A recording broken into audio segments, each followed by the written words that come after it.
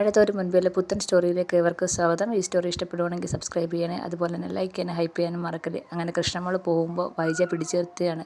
അപ്പം ചോദിക്കുകയാണ്, രാവിലെ എന്താണ് ഇവിടെ ഭയങ്കര കോലാഹലം, ഭയങ്കര ബഹളവും തട്ടുമുട്ടും ഒക്കെ ആയിരുന്നല്ലേ, എന്താണെന്ന് ചോദിക്കുകയാണ്. അപ്പോൾ കൃഷ്ണമോൾ പറയാണ്, അത് അമ്മയുടെ മോള് ആദ്യമായിട്ട് അടുക്കള കയറി എൻ്റെ തട്ടുമുട്ടുവാണെന്ന് പറയാണ്. അപ്പം ആരെന്ന് ചോദിക്കുകയാണ്. ആരാ, ബബിതയോ എന്ന് ചോദിക്കുകയാണ്. അതെ, ബബിത ചേച്ചി തന്നെ. ബബിത ചേച്ചി ഇന്ന് ആദ്യമായിട്ട് അടുക്കള കയറി. അവളെന്തിനാ അടുക്കള കയറിയേ? അവൾക്കെന്താ കാര്യം? എന്തിനാ അവിടെ അടുക്കള കയറിയെന്ന് ചോദിക്കുകയാണ്. അത് അലീന ചേച്ചിക്ക് വയ്യ, അപ്പം രാവിലെ ബ്രേക്ക്ഫാസ്റ്റ് ഉണ്ടാക്കാൻ ബബിത ചേച്ചി ഇന്ന് കയറിയെന്ന് പറയാണ്. അപ്പോൾ ഉടനെ വൈജിക്ക് അങ്ങ് ദേഷ്യം വരികയാണ്. അലീനയ്ക്ക് വയ്യായോ? അവൾക്ക് വയ്യാമെങ്കിൽ ബബിതയാണോ അടുക്കള കയറുന്നത് എന്ന് ചോദിക്കുകയാണ്. അപ്പോൾ കൃഷ്ണമോൾ ചോദിക്കുകയാണ്, അതെന്താ ബബിത ചേച്ചി അടുക്കള കയറിയ ആഹാരമൊന്നും ആവത്തില്ലേ എന്ന് ചോദിക്കുകയാണ്. അതൊക്കെ ആവൂ, അവൾക്കെന്താ പറ്റി അലീനയ്ക്കെന്ന് ചോദിക്കുകയാണ്. അവൾ കള്ളത്തരം പറഞ്ഞ് ജോലി ചെയ്യാതിരിക്കാൻ വേണ്ടി കള്ളത്തരം കാണിച്ചായിരിക്കും എന്ന് പറയാണ്. അപ്പോൾ ഉടനെ കൃഷ്ണമോൾ പറയാണ്, അലീന ചേച്ചിക്ക് ഒട്ടും വയ്യ, സുഖമില്ല എന്ന് പറയാണ്. അതിന് ബബിത അടുക്കള കയറി കഴിഞ്ഞാൽ അവൾക്ക് പരീക്ഷയില്ലേ, അവൾക്ക് പഠിക്കണ്ടായോ എന്നൊക്കെ ചോദിക്കുകയാണ് വൈജയ്ക്ക് ആകെപ്പാടെ ദേഷ്യം വരികയാണ്. ഇപ്പം അവൾ എന്ത് എന്ന് ചോദിക്കുകയാണ്. അവളെ ഇങ്ങനെ വിളിക്കാൻ പറയാണ്. അപ്പോൾ കൃഷ്ണമോൾ പറയാണ്, അത് അലീന ചേച്ചിക്ക് ബ്രേക്ക്ഫാസ്റ്റ് കൊണ്ടു കൊടുക്കാൻ പോയതാന്ന് പറയാണ്. അപ്പം വൈജയാണെങ്കിൽ ദേഷ്യം ചോദിക്കുകയാണ്, അവളാര്, എന്തോ ഈ അലീനയ്ക്ക് വീട്ടിലെ വേലക്കാരിക്ക് ശുശ്രൂഷിക്കാൻ അവളാര്, അവൾക്ക് വേറെ പണിയൊന്നും ഇല്ലേ എന്നും പറഞ്ഞുകൊണ്ട് വൈജ ദേഷ്യപ്പെടുകയാണ്. അവൾക്ക് വേറെ ഒരു പണിയില്ല, പഠിക്കേണ്ട സമയത്ത് വേലക്കാരി ശുശ്രൂഷിക്കുന്നതെന്ന് പറഞ്ഞിട്ട് വൈജ ദേഷ്യപ്പെടുകയാണ്. അപ്പം അലീന ആര്, മദർ തെരേസയോ, അവളെ ഇങ്ങനെ ശുശ്രൂഷിച്ചുകൊണ്ട് നടക്കാൻ എന്നും പറഞ്ഞുകൊണ്ട് വൈജ ചോദിക്കുകയാണ്. അപ്പം കൃഷ്ണമോൾക്ക് ദേഷ്യം വന്നിട്ട് പറയാണ്, അത് തന്നെ മദർ തെരേസ ആണ് അമ്മ ഈ പറഞ്ഞ മദർ തെരേസ കാരണമാണ് അമ്മയുടെ മോനാണെങ്കിൽ വാതുറന്ന് എന്തെങ്കിലും സംസാരിച്ചത് പഴയതുപോലെ ആയത്, അല്ലെങ്കിലേ ഇപ്പോഴും ആ മുറിക്കകത്ത് തന്നെ അടച്ചിട്ട് ഭ്രാന്തനെ പോലെ നടന്നേനെന്ന് പറയാണ്.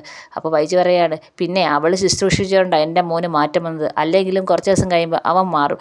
പിന്നെ ഇതൊക്കെ ഈ പോലീസ് കേസും കോടതിയും ജയിലും ഒക്കെ അവന് ചെറിയ ഷോക്കൊക്കെ ഉണ്ടായത് സ്വാഭാവികമാണ്. അപ്പോൾ അതൊക്കെ കൊണ്ട് അതൊക്കെ മാറും. ഇവളെന്താ അലീന ശുശ്രൂഷിച്ചുകൊണ്ടാണ് എൻ്റെ മോന് മാറ്റം വന്നതാണെന്ന് നീ പറയുന്നതെന്ന് ചോദിക്കുകയാണ്. അപ്പം കൃഷ്ണമോൾ പറയാണ്, അമ്മയുടെ ഒന്നും സംസാരിക്കാൻ ഞാനില്ല, അമ്മയോട് തർക്കിക്കാനും ഇല്ല, ഞാൻ പൊക്കോട്ടെ എന്ന് ചോദിക്കുകയാണ്. അപ്പോഴത്തേക്ക് വൈജിക്കാണെങ്കിൽ ദേഷ്യം പറയാം, നീയൊക്കെ എന്തെങ്കിലും കാണിക്കുക എന്നും പറഞ്ഞുകൊണ്ട് ദേഷ്യപ്പെടുകയാണ്. അപ്പോഴത്തേക്ക് കൃഷ്ണമോൾ അങ്ങ് കയറി പോവാണ്. എങ്ങനെയെങ്കിലും വൈജിയുടെ കയ്യിൽ നിന്ന് അങ്ങ് രക്ഷപ്പെടുകയാണ് കൃഷ്ണമോൾ.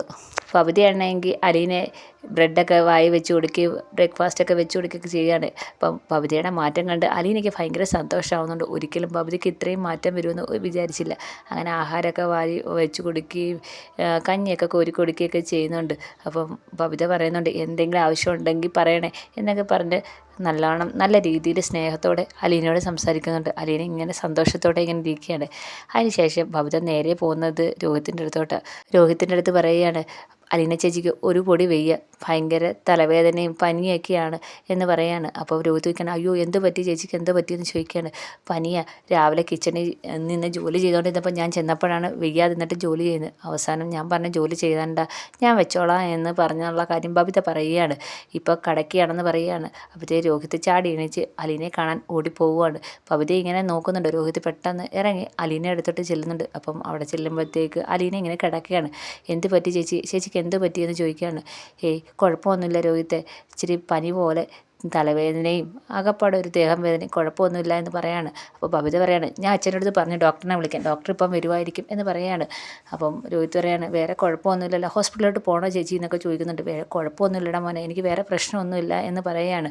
അപ്പം രോഹിത്താണെങ്കിൽ അലീനയുടെ അടുത്ത് വന്നിരിക്കുന്ന നെറ്റിയിലൊക്കെ തൊട്ട് നോക്കുന്നുണ്ട്. കുഴപ്പമൊന്നുമില്ല, നീ വിഷമിക്കണ്ട, എനിക്ക് വേറെ പ്രശ്നമൊന്നുമില്ല എന്ന് പറയുകയാണ്. അപ്പോൾ ഇത് കാണുമ്പോൾ ബബിതയ്ക്ക് ഭയങ്കര സന്തോഷമാവുന്നുണ്ട്.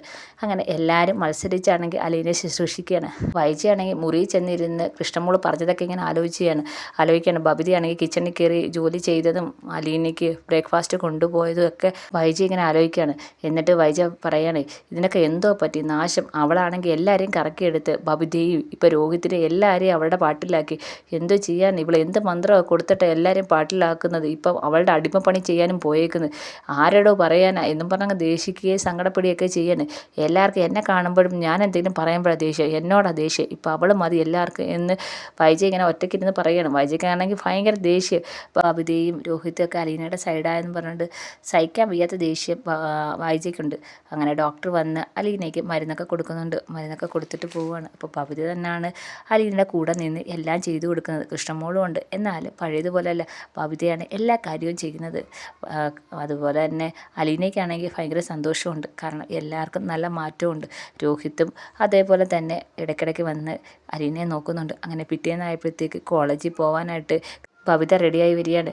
രാവിലെ തന്നെ കിച്ചണിൽ കയറി ബബിതയും കൃഷ്ണമോളും എല്ലാ കാര്യങ്ങളൊക്കെ ചെയ്യുന്നുണ്ട്.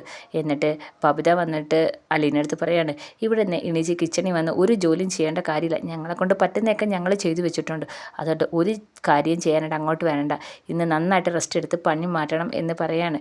അതിനുശേഷം അവർ കോളേജിലൊക്കെ പോകാനായിട്ട് ഒരുങ്ങിയാണ്. കൃഷ്ണമോളും പുറത്ത് പോകാനായിട്ടൊക്കെ റെഡിയാവുകയാണ്. അതിനുശേഷം രോഹിത് അങ്ങോട്ട് മുറിയിലേക്ക് വരുന്നുണ്ട്. എന്നിട്ട് രോഹിത് വന്ന് അലീനയുടെ അടുത്ത് ചോദിക്കുന്നുണ്ട്, ചേച്ചി ഇപ്പം എങ്ങനെയുണ്ട്, കുറവുണ്ടോ എന്ന് ചോദിക്കുന്നുണ്ട്. ഉണ്ടടാ മോനെ, എനിക്ക് വേറെ കുഴപ്പമൊന്നുമില്ല എന്ന് പറയണം. അപ്പോഴത്തേക്ക് ബബിത അങ്ങോട്ട് വന്നിട്ട് ഞങ്ങൾ കോളേജിൽ പോവുക ചേച്ചി എന്ന് പറയുകയാണ് അലീനയുടെ അടുത്ത്. എന്നിട്ട് രോഹിത്തിൻ്റെ അടുത്ത് പറയുകയാണ്, രോഹിയേട്ടാ പനി വന്നേ, രോഹിയേട്ടൻ കടന്നപ്പം ഛർദ്ദിച്ച് കടന്നപ്പോഴും ഈ കിടക്കുന്ന അലീന ചേച്ചി മാത്രമേ ഉള്ളൂ, അതുകൊണ്ട് ആ കടങ്ങളൊക്കെ അങ്ങ് വീട്ടിക്കോ. ഇപ്പം ചേച്ചി വെയ്യാതെ കിടക്കുക, ചേച്ചിയെ നന്നായിട്ട് നോക്കണം, ഞങ്ങൾ കോളേജിൽ പോയിട്ട് വരുമ്പോഴത്തേക്ക് ചേച്ചിയുടെ കാര്യങ്ങളെല്ലാം ചെയ്ത് മരുന്നൊക്കെ എടുത്ത് കൊടുത്ത് ചേച്ചിയെ നന്നായിട്ട് നോക്കണം എന്ന് പറയാണ്. അപ്പോൾ രോഹിത് പറയാണ്, ഞാൻ നോക്കിക്കോളാം എന്ന് പറയാണ്. ഇത് കേട്ടോണ്ടാണ് ബാലചന്ദ്രൻ വരുന്നത്. ബാലചന്ദ്രൻ ഇങ്ങനെ കേൾക്കുന്നത് ഇവർ മൂന്നുപേരും അലീനയെ നോക്കുന്ന കാര്യം പറയുന്നതാണ്. അപ്പോൾ ഇത് കേൾക്കുമ്പോഴത്തേക്ക് ബാലേന്ദ്രന് ഭയങ്കര സന്തോഷമാകുന്നുണ്ട്. ബാലേന്ദ്രൻ ചോദിക്കുകയാണ്, ആഹാ ഞാനിവിടെ അറ്റാക്ക് വന്ന് ഹോസ്പിറ്റലിൽ കടന്ന് എന്നെ നോക്കാൻ ആരുമില്ല, ഇപ്പോൾ ദാണ്ട് അലീന ചേച്ചിയെ നോക്കാൻ മത്സരം എല്ലാവർക്കും അലീന ചേച്ചിയെ നോക്കണം, ആഹാ അത് കൊള്ളാലോ എന്ന് പറയാണ്. എന്ത് മറിമായോ എന്നും പറഞ്ഞ് ബാലചന്ദ്രൻ അവരെ കളിയാക്കിയാണ്. അപ്പോൾ ഉടനെ ബബിത പറയാണ്, ഓ ഈ കിടക്കുന്ന അച്ഛൻ്റെ പുന്നാര മോളല്ലേ, പറച്ചിൽ മാത്രമേ ഉള്ളൂ സ്നേഹം, പനി വന്നിട്ടൊന്ന് തിരിഞ്ഞു പോലും നോക്കുന്നില്ല. അപ്പം ബാലചന്ദ്രൻ പറയാണ്, ആരാടി നോക്കാത്തത്, ദാ ഞാൻ മരുന്നും കൊണ്ടാണ് വന്നേക്കുന്നത്, അവൾക്ക് കൊടുക്കാനുള്ള മരുന്നാണ് കൊണ്ടുവന്നേക്കുന്നതെന്ന് പറയാണ്. അപ്പോൾ രോഹിത് ആണെങ്കിൽ ചെന്ന് വാങ്ങിക്കുകയാണ്. ഇങ്ങനെ താച്ചാ ഞാൻ കൊടുത്തോളാം ചേച്ചിക്ക് മരുന്ന്, ഞാൻ കൊടുത്തോളാം എന്ന് പറയാണ്. ഓ ആയിക്കോട്ടെ, നിങ്ങളൊക്കെ തന്നെ അലീനെ അങ്ങ് ശുശ്രൂഷിച്ചോ, അവളെ നിങ്ങളൊക്കെ തന്നെ നോക്കിക്കോളാം പറഞ്ഞുകൊണ്ട് ബാലേന്ദ്രൻ ഭയങ്കര സന്തോഷത്തോടെ പോവുകയാണ്. അങ്ങനെ അലീനയ്ക്ക് ഭയങ്കര സന്തോഷമാവുകയാണ്.